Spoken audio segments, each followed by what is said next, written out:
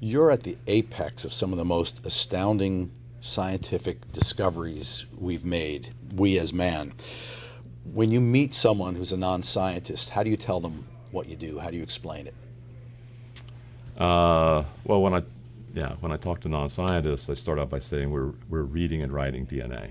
Most of them have heard of that, and we're doing it in order to help with healthcare, preventative medicine, bring down costs, impact the kinds of foods that you eat, and chemicals that are present in almost all your products.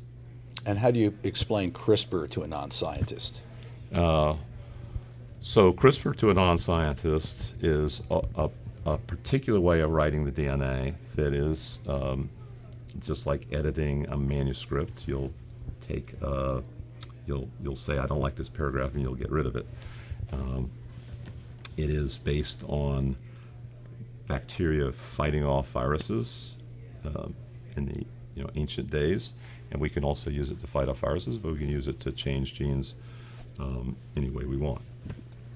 Where do you see the do-it-yourself community right now? So do-it-yourself biology has a healthy background. It's like do-it-yourself astronomy, or do-it-yourself mechanics when we used to fix our own cars, do-it-yourself gardening and breeding of dogs and pets. All of this is do-it-yourself biology. We now have new molecular tools that allows you to do it a little more precisely and maybe a little faster. But I think all of these things should be regulated the same way.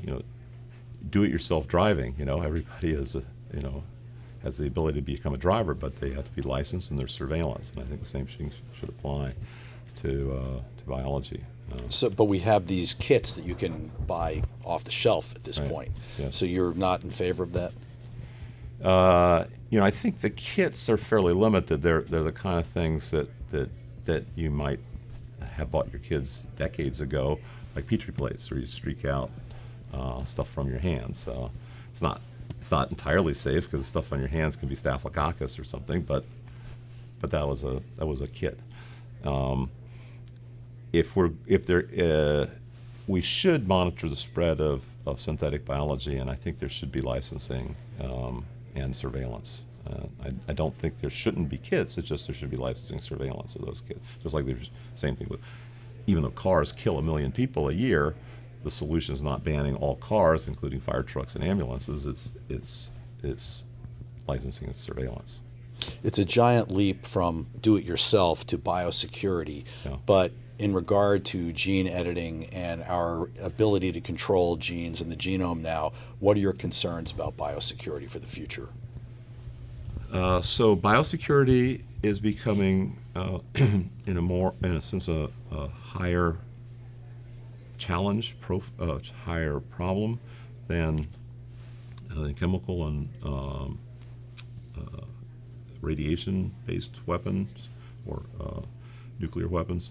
And that is because most of the chemical and nuclear-based weapons require a nation state to deploy them because they don't spread, while biological can spread by itself. And so in principle, a single person now has power that previously were nation states.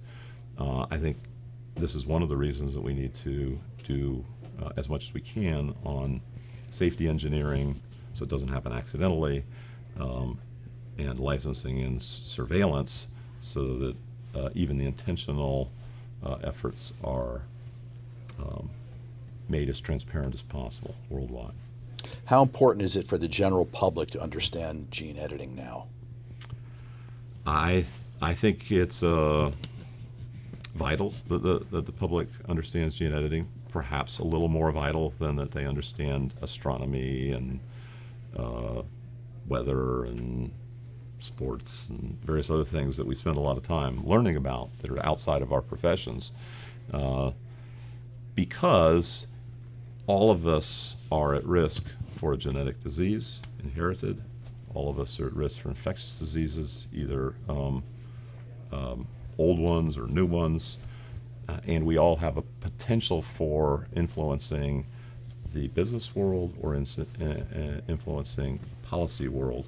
And so we need to be at least as informed as we are about the electronics that we use on a day-to-day basis.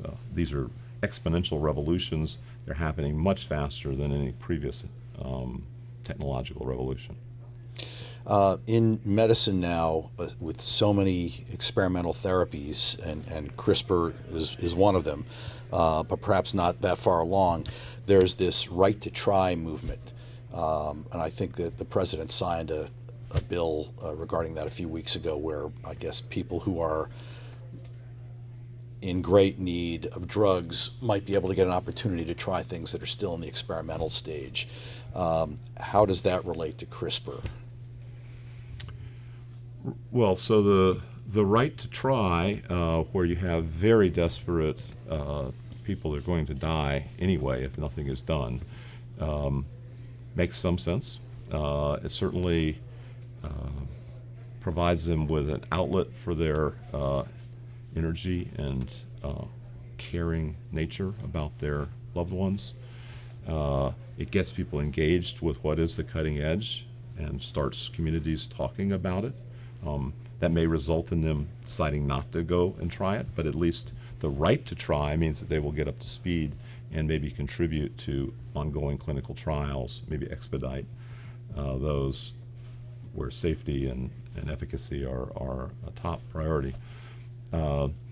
It's particularly relevant to CRISPR and other genetic therapies in that one of the big applications is so-called orphan diseases, orphan drugs, where there might be a very small number of people in the world, and it's not going to happen unless you incentivize them, which happened in the Orphan Drug Act, or let them try it, which will help bring the costs down from the high costs that come from the Orphan Drug Act.